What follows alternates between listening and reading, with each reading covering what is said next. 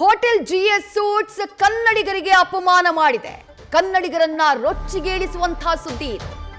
ಕನ್ನಡಿಗರ ಸ್ವಾಭಿಮಾನವನ್ನ ಕೆಣಕುವಂತಹ ಡಿಸ್ಪ್ಲೇನ ಆ ಹೋಟೆಲ್ನಲ್ಲಿ ಹಾಕಲಾಗಿದೆ.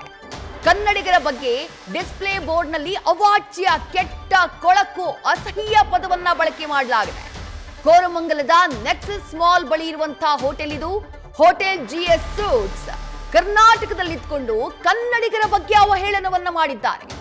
ಬೆಂಗಳೂರಿನಲ್ಲಿ ಸ್ವಾಭಿಮಾನಿ ಕನ್ನಡಿಗರಿಗೆ ಇದೆಂಥ ಪದ ಬಳಕೆ, ನಿಜಕ್ಕೂ ಆಘಾತ ಮೂಡುತ್ತೆ.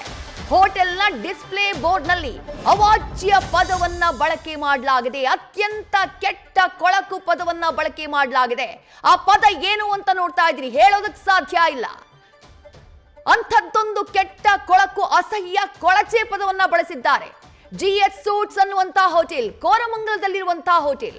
ಆ ಹೋಟೆಲ್ನಲ್ಲಿ ಬರೆದಿರುವಂತಹ ಪದ ನೋಡಿ, ಕನ್ನಡಿಗ, ಆ ನಂತರದ ವರ್ಡ್ ಹಿಂದಿ ಶಬ್ದ ಎಂ ನಿಂದ ಆರಂಭ ಆಗುತ್ತೆ.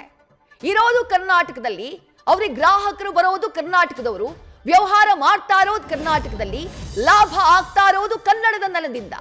ಆದ್ರೆ ಕನ್ನಡಿಗರಿಗೆ ಅವಮಾನ ಯಾರು ಮಾಡಿದ್ರು? ಹೋಟೆಲ್ನವರೇ ಮಾಡಿದ್ರಾ? ಹೋಟೆಲ್ನ ಸಿಬ್ಬಂದಿಗಳು ಮಾಡಿದ್ರಾ?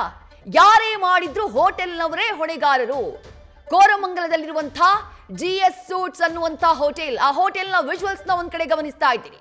ಮತ್ತೊಂದ್ ಕಡೆ ಕನ್ನಡಿಗರ ಬಗ್ಗೆ ಅವರು ಹಾಕಿರುವಂತಹ ಅಸಹ್ಯವಾದಂತಹ ಪದ, ಅವಹೇಳನಕಾರಿಯಾಗಿರುವಂತಹ ಪದ, ಮಾನಗೆಟ್ಟೋರು ಹಾಕುವಂತಹ ಪದ ಅದು.